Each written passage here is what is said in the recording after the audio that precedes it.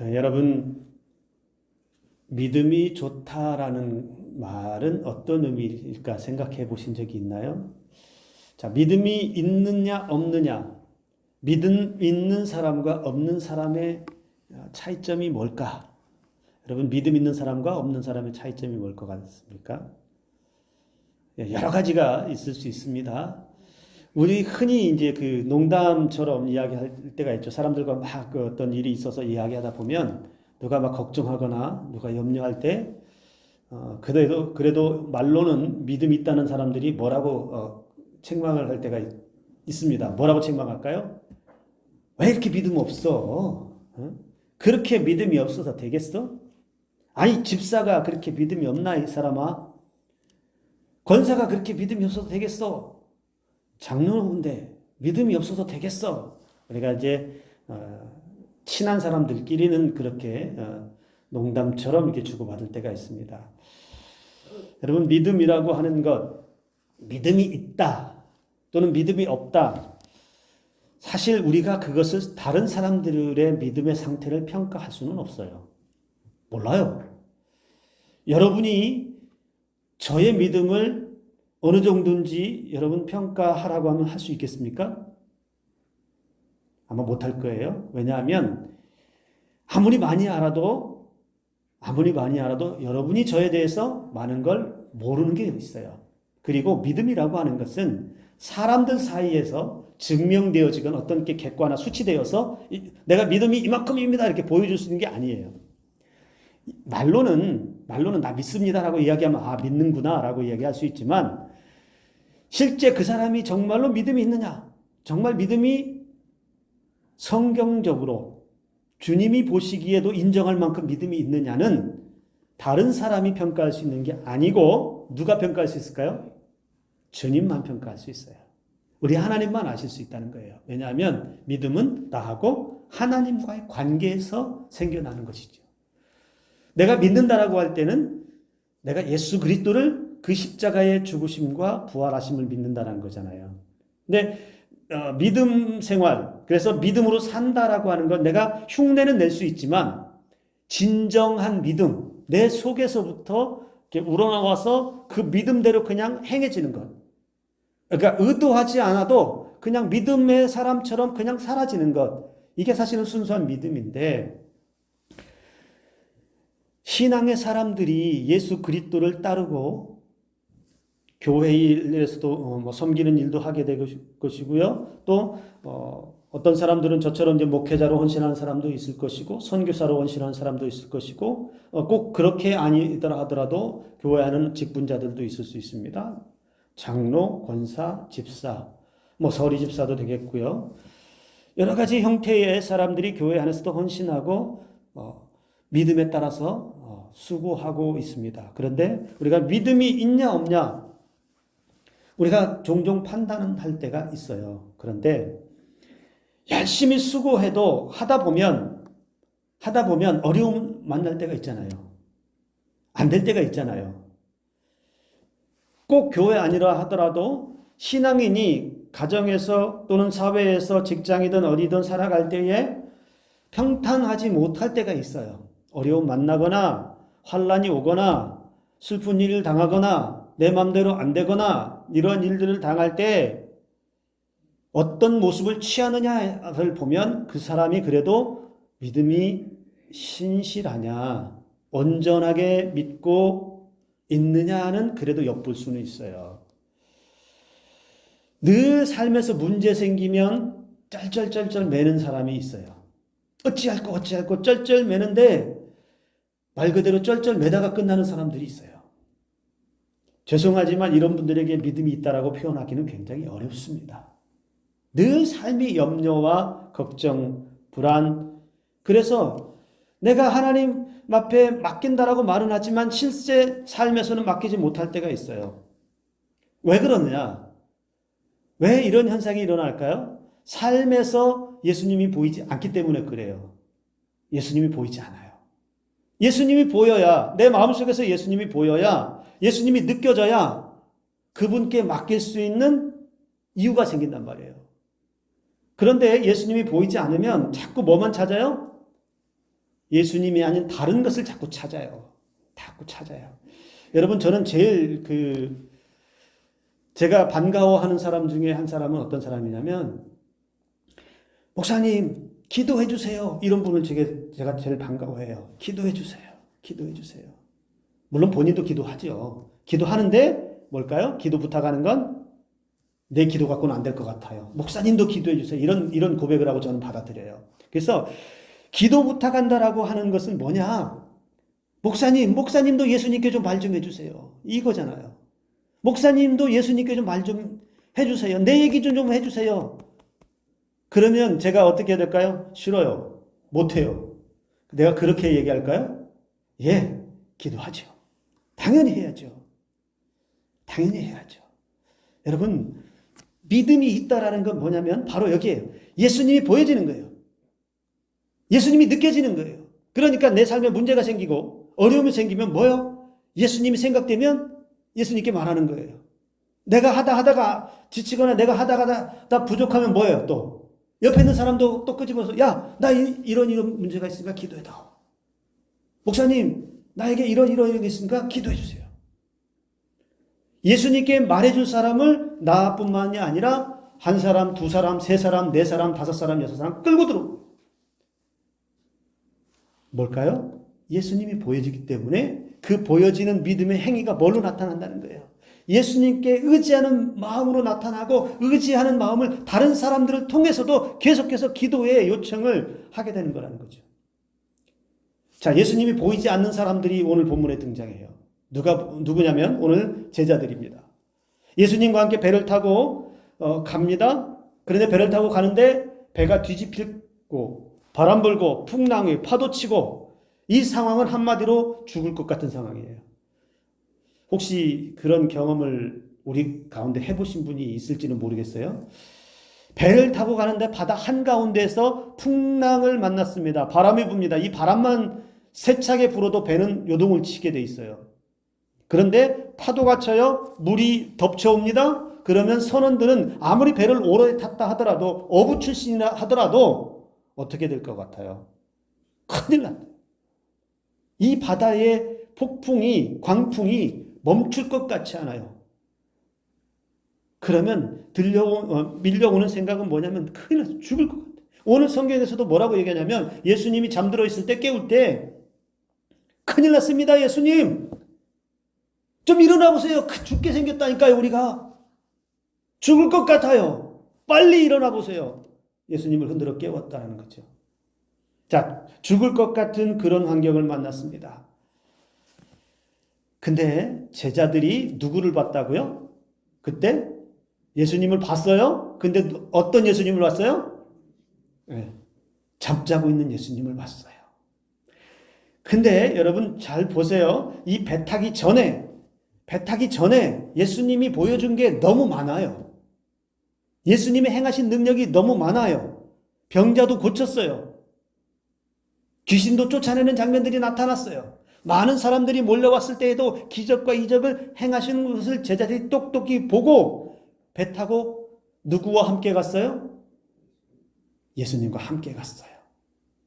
그 능력 있는 분을 모시고 함께 갔는데 지금은 뭐만 보인다는 거예요? 파도만 보이고 바람만 보이고 죽게 생긴 것만 보이고 예수님은 저 밑에 가서 그냥 편안하게 주무시는 것만 보여요. 믿음이 있다라고 하는 건 뭐냐면 여러분 우리가 믿음이 있다라고 할 때 어떤 거냐면 내가 지금 예수님과 함께 있다 이 생각 잊어버리지 않는 거예요. 내가 지금 예수님과 함께 있다 이것을 잊어버리지 않는 거예요. 어떤 삶에서도요. 폭풍이 치고 파도가 치고 바람이 불어서 내 인생이 통째로 흔들릴지라도 내 삶이 완전히 곤두박질 칠 것 같아도 누가 있다고요? 거기에요? 예수님이 계시다는 거예요. 어느 분이 저에게 그런 간증을 하신 적이 있어요. 어려운 시절에 살 때 수도권에 사시던 분이 여름에 홍수가 나잖아요. 홍수가 나면 여러분 지난번에 홍수 때도 그런 사건이 있었어요. 반지하에 살던 분이 안타깝게 생명을 잃은 사건이 있는데 그분도 열악한 곳에 사셨는데 홍수가 났어요. 홍수가 나서 물이 점점 잠겨요. 잠기는데 자다가 일어났든지 어쨌든지 그걸 미처 깨닫지 못하고 눈을 떴는데 거의 반쯤이 잠겼어요. 그래서 방에서 보니까 여러 가지 살림 도구 같은 것들이 물에 둥둥둥둥 떠다니고 있고 자기는 위에 그 침대 같은데 거기 위에 있는 거예요. 어떻게 될까요? 어떻게 해야 될까요? 빨리 나와야죠. 빨리 나와야죠. 그래서 그 방에서 박차고 나왔는데 순식간에 잠겨 버렸어요.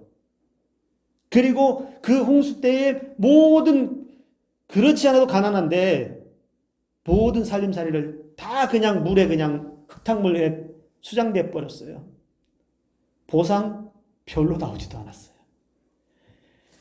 물이 빠지고 나서 그 집을 정리하고 이제 그 모든 흙탕물들을 다 치워야 되잖아요.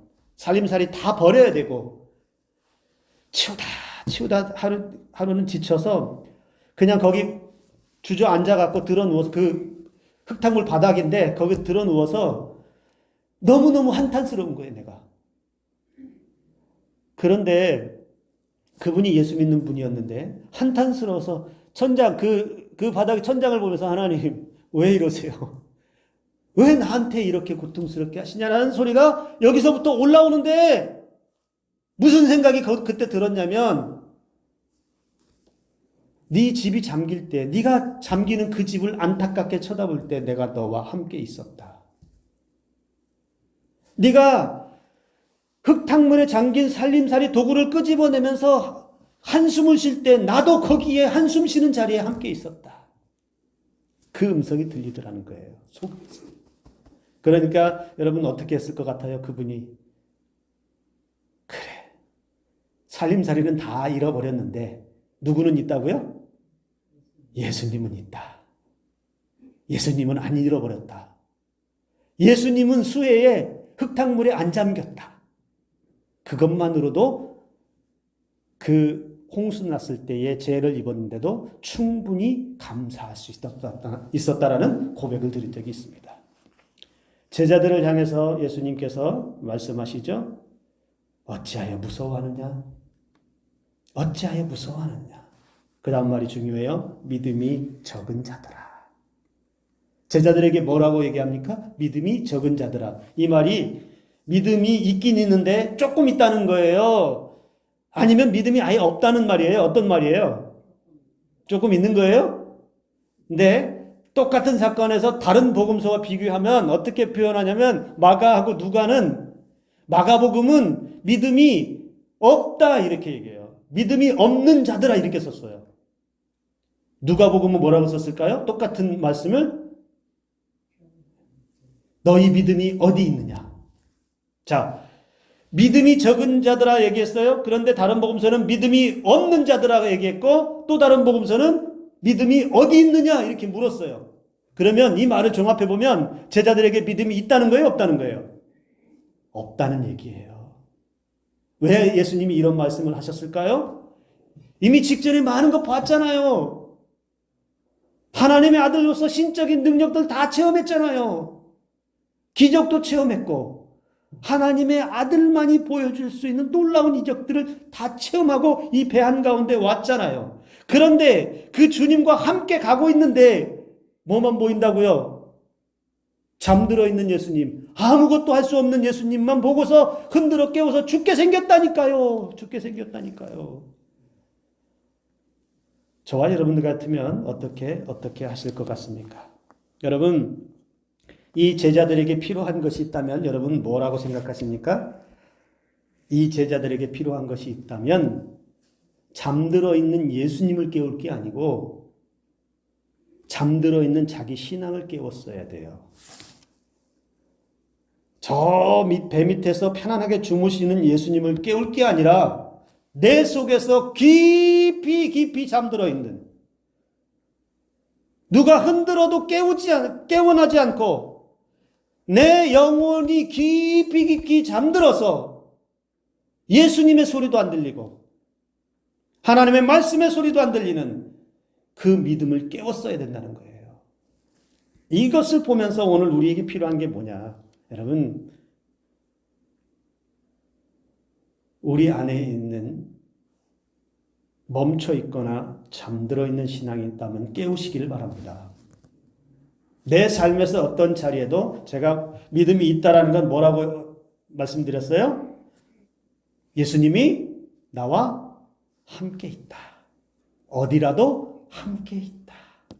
내가 걸어가는 곳에 거기에도 계시고, 내가 앉아서 머물러 있는 곳에도 거기 계시고, 내가 누워 잠이 드는 그 순간에 거기 계시고, 내게 어려움이 닥쳐도 그 어려움 가운데 한가운데 예수님이 함께 계시고, 내가 눈물 날 때 눈물 흘리며 하염없이 슬퍼할 때 그 자리에서도 함께 슬퍼하시고 함께 계시는 분이 누구시라고요? 예수님. 언제라도 어디라도 내 옆에 내 속에 계시는 분이 예수님이다라고 하는 것을 잊지 않는 것, 이것이 믿음이라는 겁니다. 근데 우리 안에 우리의 영혼이 잠들어 있으면, 우리 안에 잠들어 있으면 그 주님이 보이지 않는 거예요. 그 주님의 소리가 들리지 않는 거예요. 그 주님의 은혜가 느껴지지 않는 거라는 것이죠. 마치 제자들처럼. 오늘 저와 여러분들에게는 우리 주님의 음성이 언제라도 들려지고 우리 주님이 언제라도 나와 함께 계신, 조금 전에 제가 예를 들었던 그분처럼 그 홍순한 자리에서도 우리 주님이 함께 계셨고, 그 흙탕물 바닥에서 들어누운 그 자리에서도 주님이 함께 계셨다라고 한 것처럼, 저와 여러분의 삶이 어떤 자리이든지 그 자리에 계신 그 주님을 발견하고 믿음 없이 주님을 찾는 것이 아니고 깨어서 주님을 온전히 바라보는 그 믿음 가지고 주님께 아뢰 수 있는, 주님께 고백할 수 있는 그런 은혜의 삶을 살 수 있기를 주님의 이름으로 축복합니다. 근데 믿음 없는 것은 이 제자들뿐만 아니라 여러분 가다라 지방에 갔을 때에 여러분 그 지역 사람들도 똑같습니다. 이 가다라 지방에 귀신 들린 이 귀신을 쫓아낼 때 귀신들은 한눈에 알아봐요. 한눈에 알아봐요. 그래서 뭐라고 얘기해요, 귀신들이? 하나님의 아들 예수요, 당신과 내가 무슨 상관이 있겠습니까? 나랑 상관없잖아요. 그런데 이 귀신들이 자신들을 향해서 뭐라고 얘기합니다. 우리를 멸하시려거든 어디로 보내라고요? 돼지떼에게로. 그게 돼지떼가 몰살하는 그런 일들이 일어나고 이 귀신들을 쫓아내는 놀라운 이적을 행합니다. 근데 이 가다라 지방 사람들은 어떻게 하죠? 예수님을 영접할 준비가 안 됐어요. 받아들일 준비가 안 됐어요. 그래서 여러분 신기해합니다. 이 사람 누구냐? 이 사람 누구야? 이 사람 누구야? 누군데 귀신을 저렇게 쫓아내지? 예수님을 하나님의 아들로 보지 못하니까 예수 그리스도가 온전히 보여지지 않는다라는 것이죠. 여러분 기억하시기 바랍니다. 우리 주님에게는 능력이 있습니다. 그 능력을 우리들에게 오늘도 행하시는 줄로 믿습니다. 우리가 은혜를 얻을 때, 어떤 상황에 있을 때, 그것이 환난이든 고통이든 슬픔이든 두려움이든 어떤 상황이든 그 한가운데 우리와 함께 계셔서 우리에게 반드시 하나님의 은혜를 베풀어 주시고요.